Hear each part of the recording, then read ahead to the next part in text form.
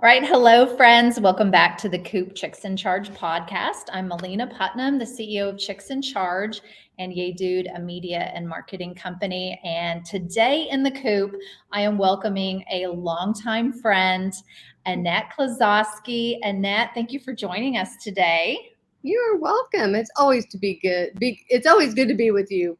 Yeah, whether we're here or on the TEDx stage. That's right. That's what we're going to talk about today.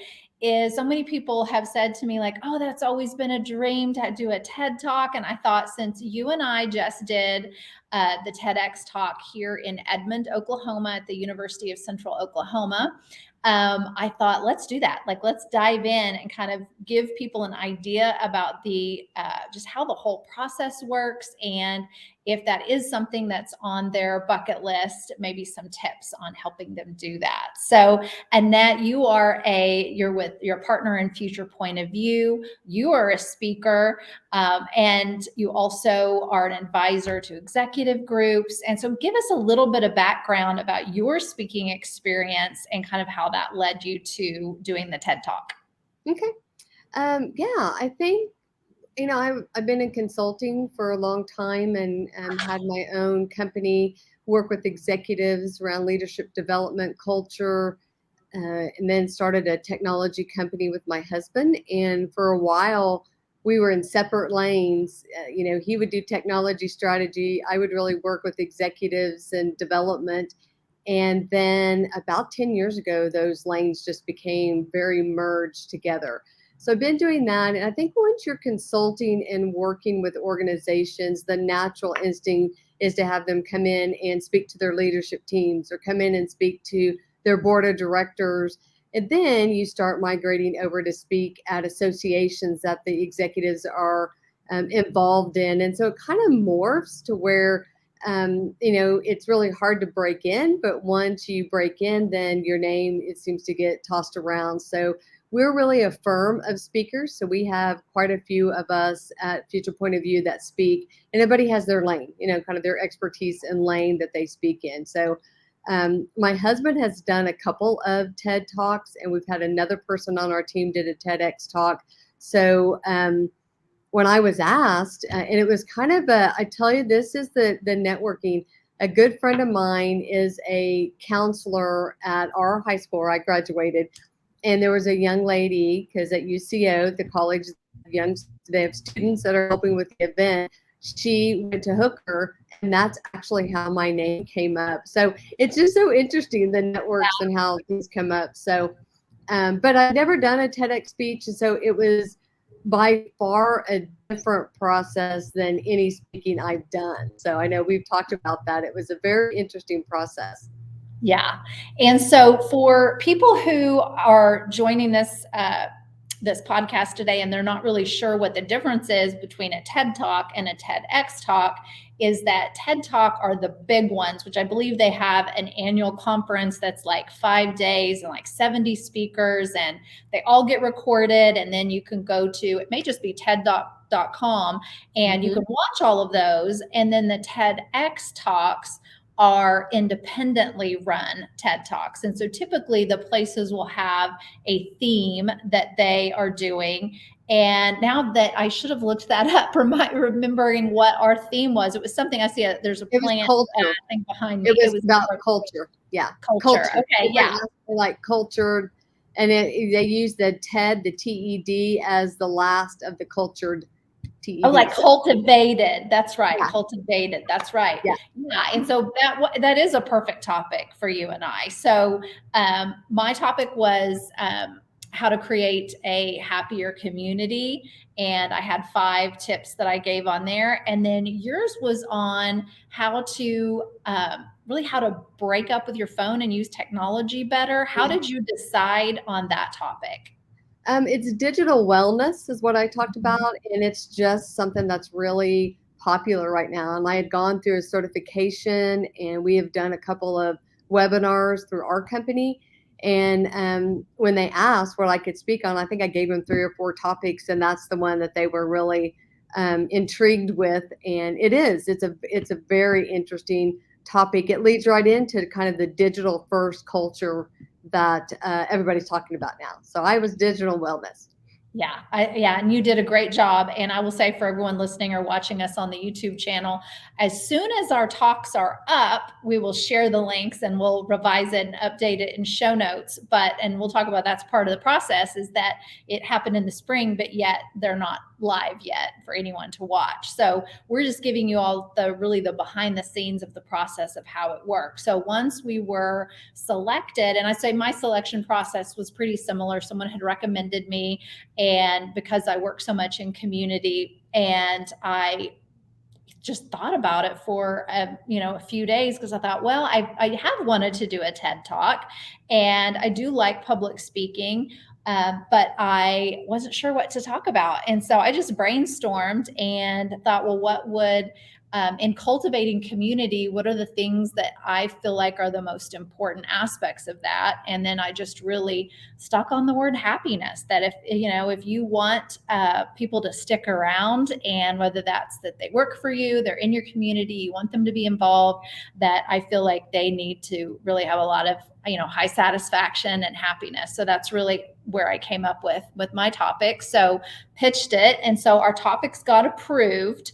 And so then they asked us to do was it a 1 minute? It was a pretty short video that they could hear a little bit about our talk. And do you feel like that was just to make sure that we were working on it? Accountability, maybe? Yeah, I think too, when I had talked with them, the angle you were taking on the topic was something that they were interested in. So they wanted to just, I think, see how you'd present, if there was any, initial, like, oh gosh, we need a lot of work. But I think it was the initial take on your topic. Like, how were you going to approach that topic? Yeah. Well, and I remember when I did mine, I crammed way too much in there in that initial time, and then I thought, there's no way, this is just a little piece of it. I'm trying to jam way too much in. So then I really pulled back and niched down a little bit. And so I do think that's really great, whether you're going to do a talk with TED or you've been asked another association. I think that initial little, practice presentation is really important to really nail down what your message is going to be.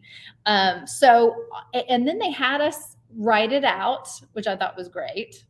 And then, so on the preparation, kind of give us an idea of how you prepared your TED Talk. Well, I already had a speech or presentation put together. And so I had done that for a couple of clients. It wasn't the exact speech, but I'd done the topic.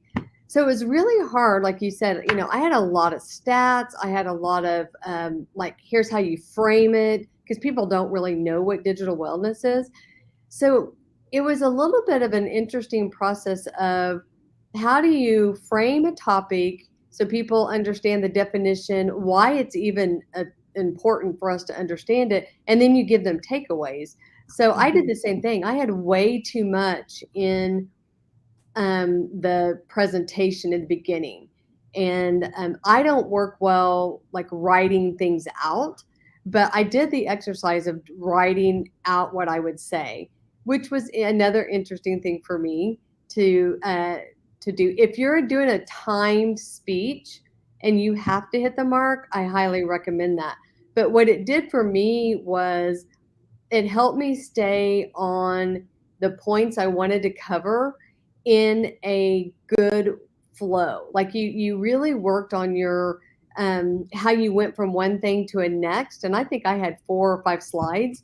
So that was a really good process. But I do feel like I don't always do that, especially speaking. I don't like to read a speech or do anything like that. But if you're timed, it really made me think about what am I saying and what's hitting on the other side. And is it too much? Because some of it was too much. You and I did a run through together and we kind of got a feel off of like, okay, I didn't follow that at all, or yeah, that was really good. And I think it's good because we try to give so much value that you forget like somebody's drinking from the fire hose on the other side. So I thought that was a good process, actually. Yeah, I liked that too. And so for the listeners or viewers out there, and you're thinking like, well, I want to do a TED Talk. Maybe you already, like you did, you already had some talks in your back pocket. I have 3 or 4 other topics that I talk about pretty routinely. This was one that was new to me though. And so I created this one from scratch. But to think about how it relates to the theme, because first you have to get selected. So what topics could you talk about? If you could get out there and look at what the TEDx talks are in your community, when they are, and then really seek that out, because you could apply or someone could recommend you. It could go either way. And so that might be the first step there on your topic. And then, but I will say, Annette, and I loved when you and I went over this and we reviewed each other's talks and we met here, is that how your tips on how to make it like a little bit broader. So when we're making it personal, but then to say, maybe don't say, the name of the university or the name of the small town and all that. So it's relatable to more people. So I thought that was a really, really great tip. Yeah. Yeah. I mean, that was really helpful for me because I had a lot of stats, and I think I cut it down quite a bit after we worked through it, because you were like, I get the point, and I use the most powerful stats of what's really going on with mental health in the workplace to be able to talk about why companies are having to really pay attention to health and wellness around being tied to a screen. The other thing too was, with a TED Talk, your opening line is really crucial. Like how you start the whole thing, that's really crucial. So I know we worked on that a little bit, because it's really hard to step out on that stage and just go, okay, I'm going to talk about digital, wellness. It's like, it's got to be so catchy. You watch TED, that's a little bit of the style. So that was kind of fun. That was fun to talk about and, kind of figure out how to do that. Which led, go ahead. Well, I was going to say, yeah, it made it more that we're really storytellers. And so that having that creative hook at the beginning, I thought was really good.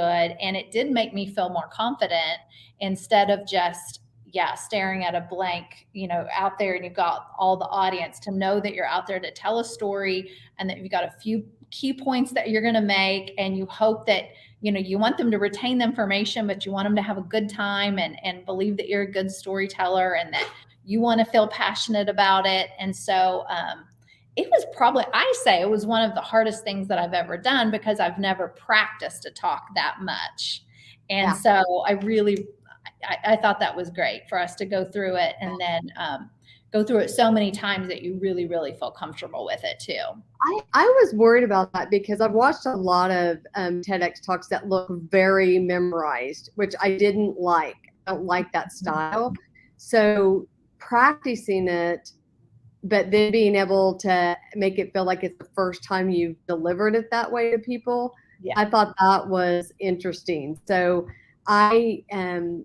the practicing really helped, and I had like 2 or 3 ways I would start, or even a story I would share, and that helped me personally keep it somewhat fresh, so it didn't seem like I was just memorized each slide or what I was going to say, because that comes off very, I don't know, robot or something. It just doesn't come off as well. So but the storytelling, that's a great way to talk about it. It definitely needs to be a story. You need to tell a story.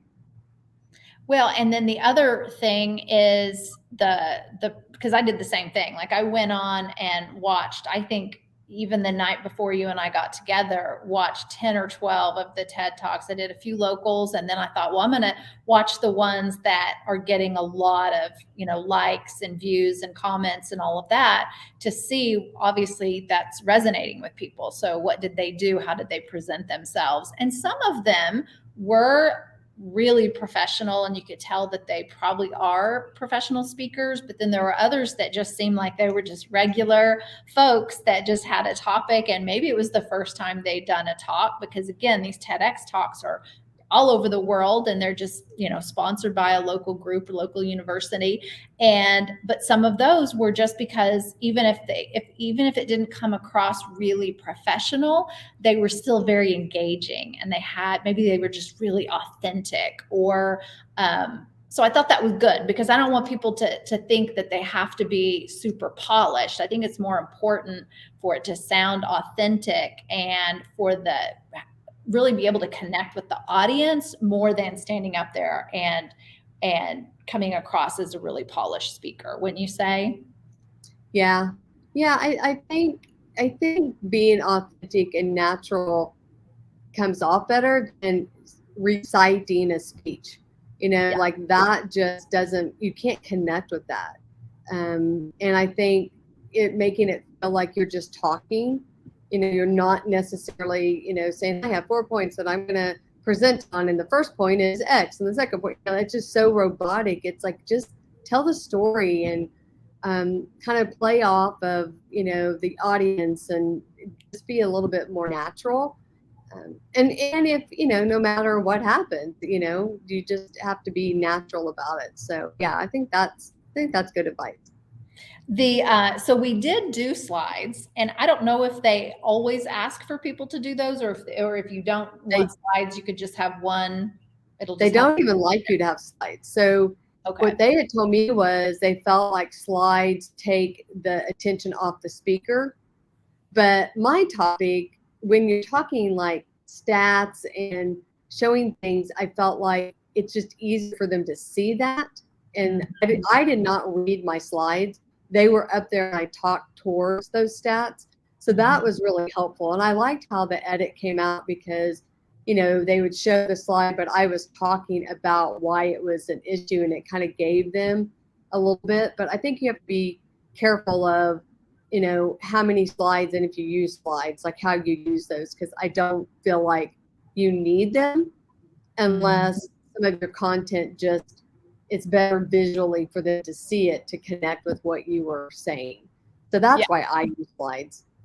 Yeah, I think I liked it because I could make it really fun. So it was like a creative element to it, because I used a lot of like illustrations and sort of doodle look and bright colors. And so I feel like it went with that happiness theme.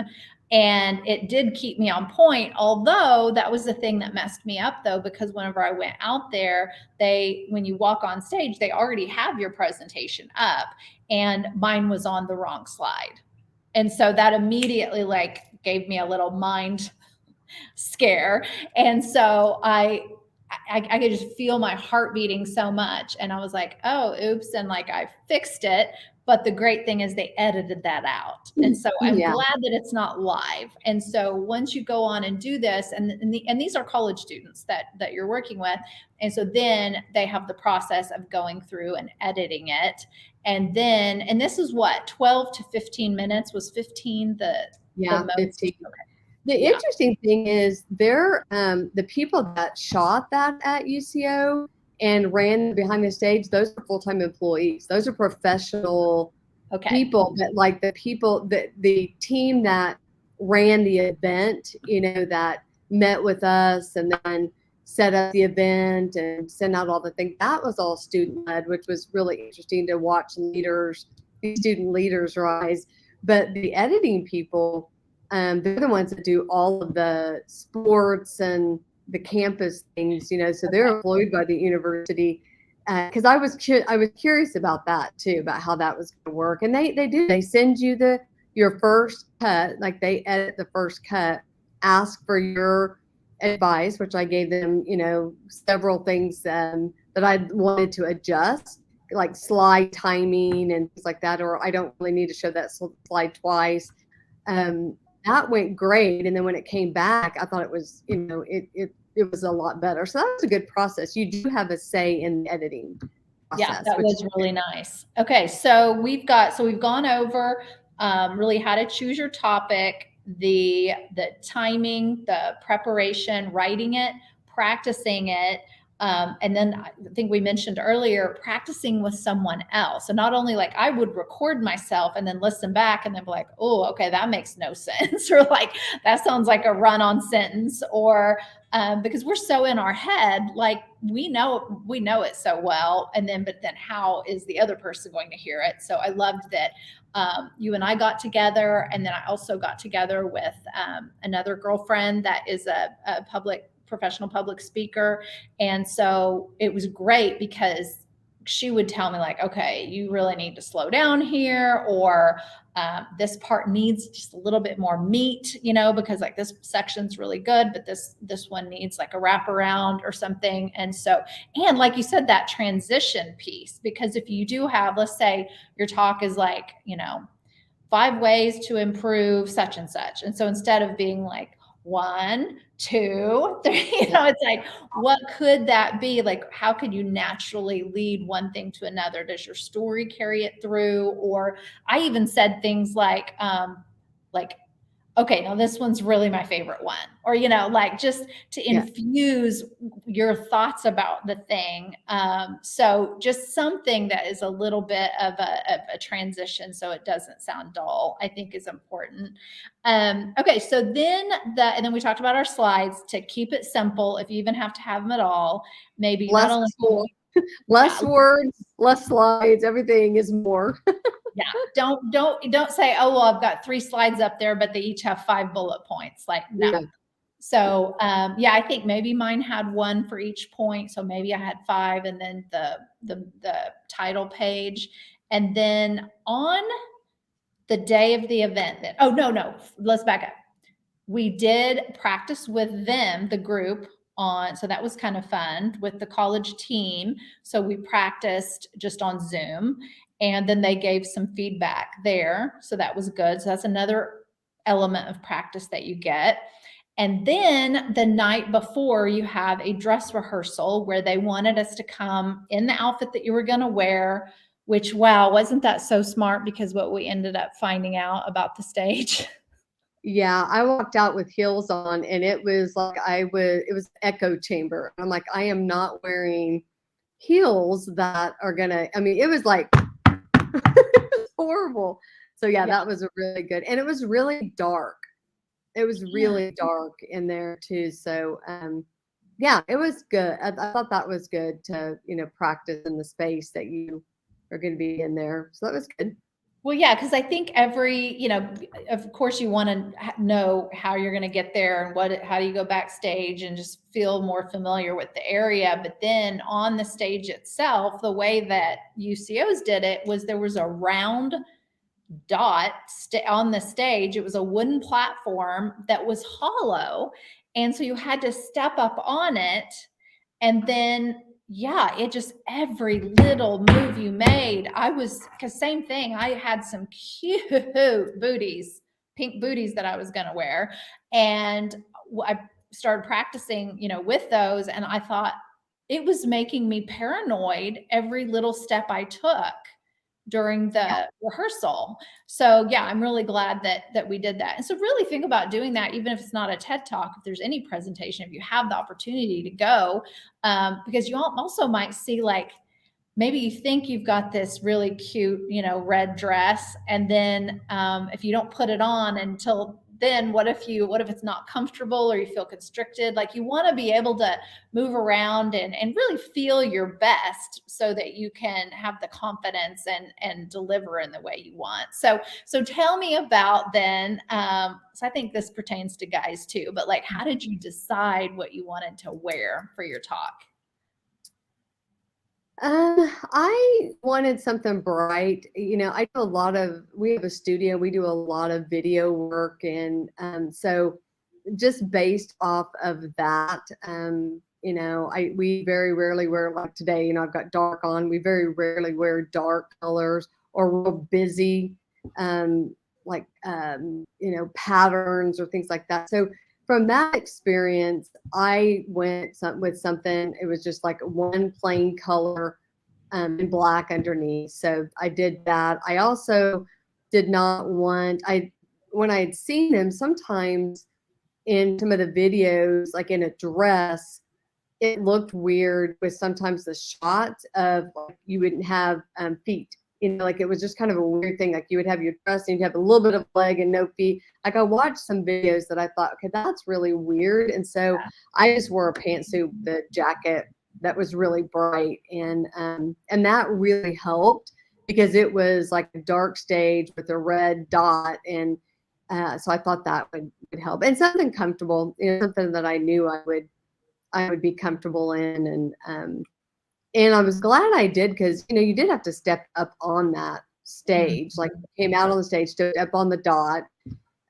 So that was, but I too had really cute shoes, and I'm like, I'm not wearing those. So I wore ones that were kind of a wedge, so they didn't make noise at all, and I was very happy. I also adjusted when you're on video. Another thing to pay attention to is how much you move. And that's just something I've learned in our own studio here is, moving a lot and pacing back and forth and talking is really distracting. And so when we got on that dot, it was hard. That was great to practice because I made sure that I had 2 points. I would be at one point, I would step to another point. I tried not to sway or move a lot. So a lot of that is I think just from the practice here, we do a lot of virtual speeches, so that helped a little bit to have that. But yeah, I just wanted something bright and not a pattern that would be busy or compete. Yeah. So important to wear solid colors, and they had told us, what the background would be and all of that. But yeah, when we went in there, it was so dark. So I ended up because I mostly have black things, or I do wear a lot of patterned kind of crazy things. That's just what I like. And it's not going to show well on video or on the stage. And so I went out and bought just a bright blue top. And so I think I did end up matching probably the stage because I believe they had blue up, but it was loose enough that like I felt comfortable. And I thought like, if I end up sweating, it's going to be okay because I don't think it's going to show. And I just wore some black slacks with it because I thought it looked more slimming and I could walk around more and I knew I didn't want to wear a skirt or a dress. And then I ended up swapping out those fun heels for just some fun sneakers. Really, they were like leopard print something. I think you can see it in the edited version because I did make a reference to them at the beginning. But so yeah, I think that's important. Pick something that you're confident in, but that you think, and you're gonna take your picture in it before, not just look in the mirror, but if you're deciding between several things, just take pictures of it and then send it to your friends. I know I sent mine to some people and said, what do you think of this? And then, because there were 2 pant options that I had, and like one was a little bit more fun and fitted, and the other was looser. And so it was just, I think it's good to get feedback on that too, because it is hard to decide. Yeah, I think you got to think about your brand too. You need to stay true to who you are and not have somebody go, okay, that was weird. That was really weird that I just saw it. So I think you have to think about your brand and what your style is and stay true to that as well. Yeah, really good tip there. So day of then, so how do you deal, because you do a lot of public speaking, how do you deal with the jitters right before you go on, or kind of what's your process like the day of your talk? I depending on what time the talk was, so I went in the afternoon, towards the afternoon, which was good. But if it's early morning, I just make sure I had really bad allergies. So I made sure I have a killer recipe of what I do for that. So I don't have, like I'm clearing my throat and all of that. But so I always make sure I'm up in time to, that I'm up and going and I clear out whatever I need to clear out, or I'm speaking. It doesn't sound like I just woke up. So I did that. And then I got there a little bit early I didn't want to be getting there, which was a good thing because, they were sending me to a couple of different places. And there was a new person and it was the wrong place. And, what a big deal because I had plenty of time. I did stay in the green room quite a bit, and I just drink water. I mean, I'm really careful about my speaking voice and all of that. I had hot tea with me just in case. And then I have a really weird, I don't get nervous speaking or doing the things that I've done it for so many years. I was a little nervous for this because of it was memorized and it was timed. And I knew what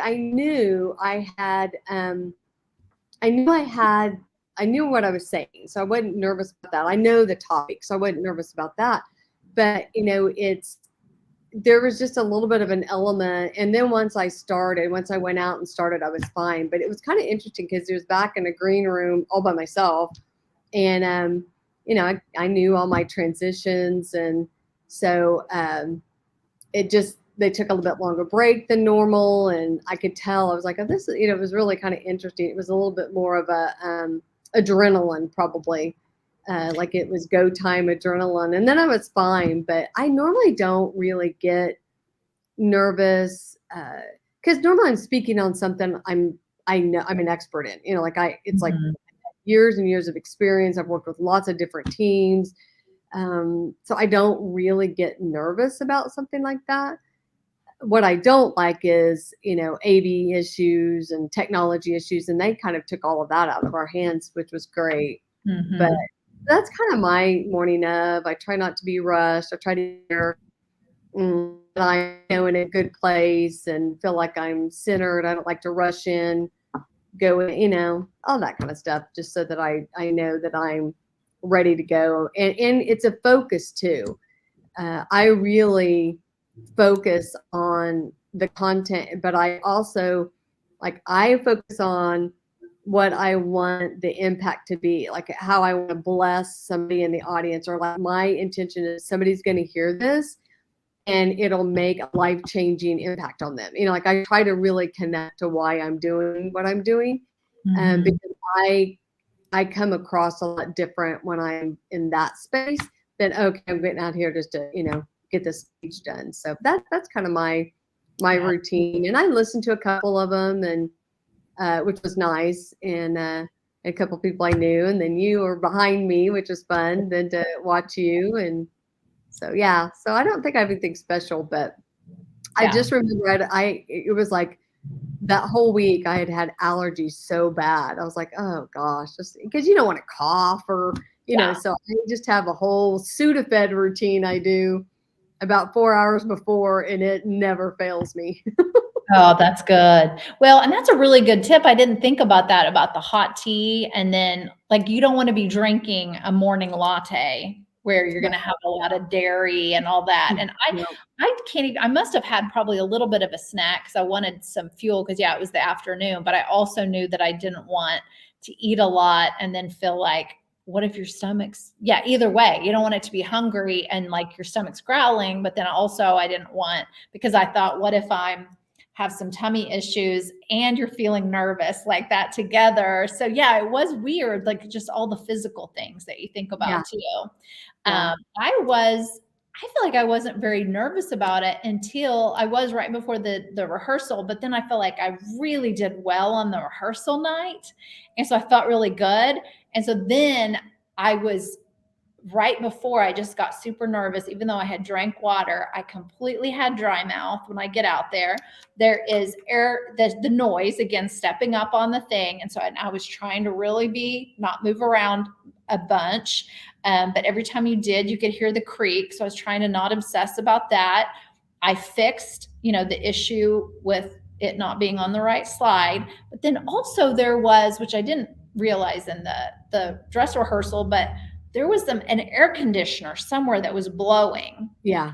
And so the mic that they gave us is the kind that goes, around your ear and then right up to your mouth so that they can hear you really well. But I've actually never worn one of those before. I've always just had the clip-on kind, and so I thought that was kind of weird because then I was extra nervous about my mouth being dry, and then it's going to sound like click, click, clack, through the whole, smacking my way through the whole thing.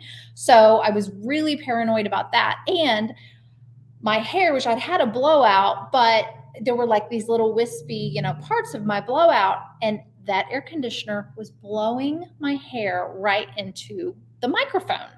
And I thought it was like twisting around it. So then it's like I wanted to move it, and I thought I'm gonna like completely fling the mic out of my face. It was just all those things, how you could have a million thoughts going at once while you're trying to remember your thoughts and do a great presentation. And so I would hope that when I do another more high profile thing like this, that I won't let those things bother me, but it did then. And so even though I thought I wasn't going to be nervous, I think it's just walking out there and just all those things just kind of, yeah, like mentally got to me a little bit. Yeah. Yeah. Yeah, I think the darkness you couldn't see. That's the other thing. And I've had that a lot when I speak at conferences. The one thing it's really easy to speak when you can see people, like when you can really see the audience and you can relate to them. But it was really dark. So I have a harder time, and I've done some things, virtual speeches, where it's like a webinar and you can't see anybody. And it's so hard to speak to a screen or to a black room and have energy and be able to relate to people because you can't see anybody. Yeah. So unless they were the right in front rows, you really couldn't see people. So that's another thing of practicing that is really important, because that can really throw you, of speaking and knowing there's people out there, but you can't see them.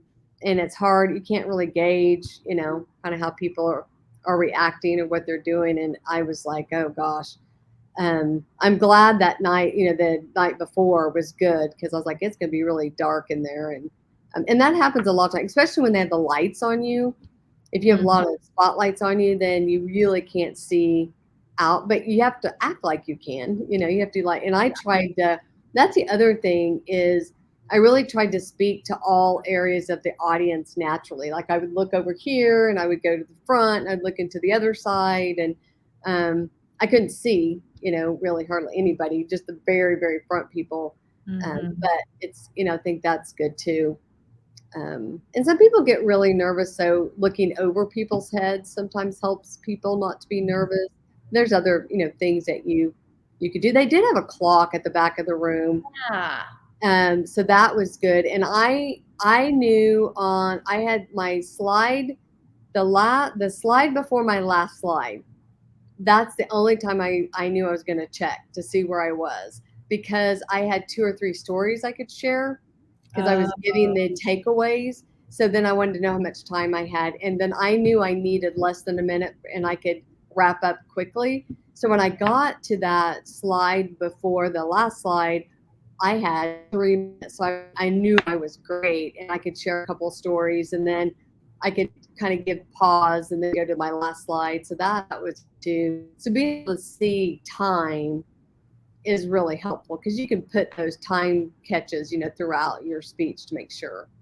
Yeah. Oh, that's really good. I liked that too. And I think I probably was a couple minutes short on mine, but I was just so relieved to have gotten through it and not really forgotten anything that I wanted to say. And I love at the end then, but yeah, if you have some more time at the end, then you could kind of go back through some main points, or like do that little wrap around to say. And I loved that you gave me the advice about putting in that inspiring message at the end on what they could do, sort of like a call to action to the audience to do that. I loved that. And so I added that in, and then I ended up, I was wearing a happy face button.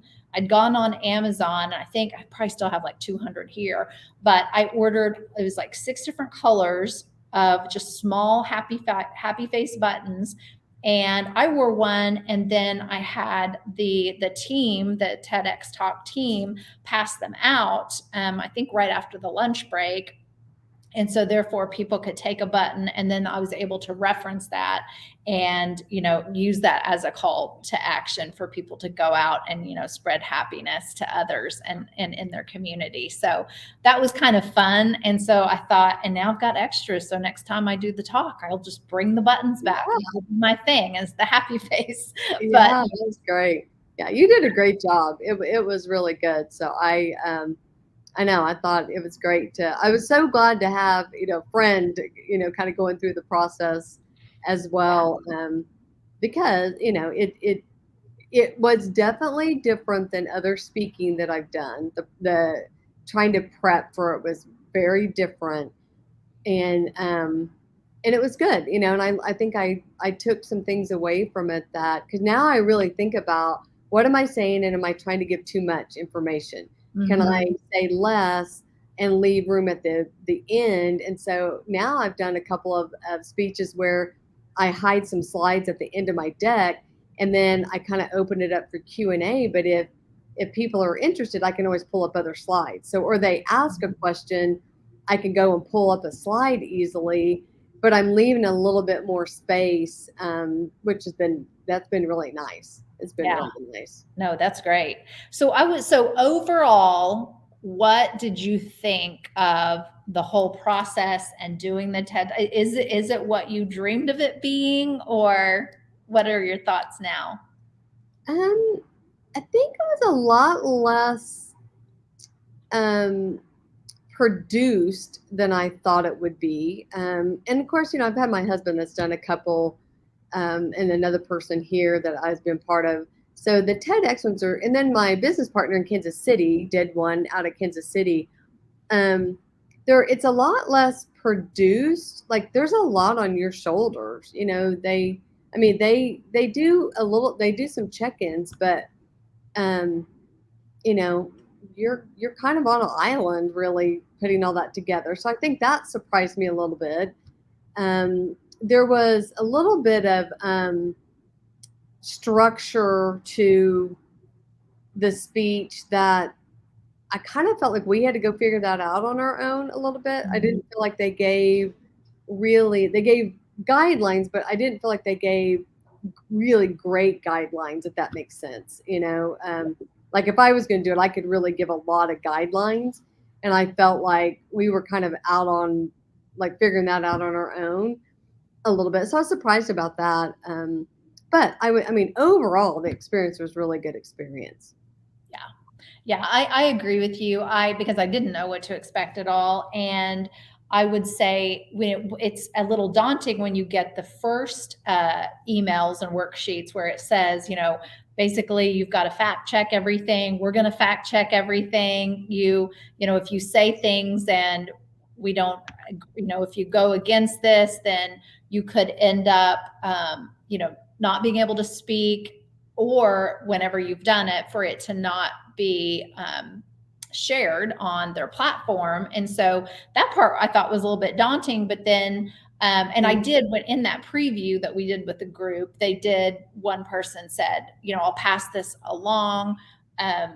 She had one question about something that I had put in there. I can't even remember what it was, but I think I ended up just taking it out anyway, because I thought, well, if this is questionable, and I can't even remember what the thing was. But so I do think that they go through there, but that's, I think, important for people to know that that TED Talks can't just be your opinion. I mean, it's like all your story with facts, and so that's all different. the stats I presented, I had to tell them those references, and they checked them out, and they appreciated that. They really want to make sure that you're stating something that it is factual.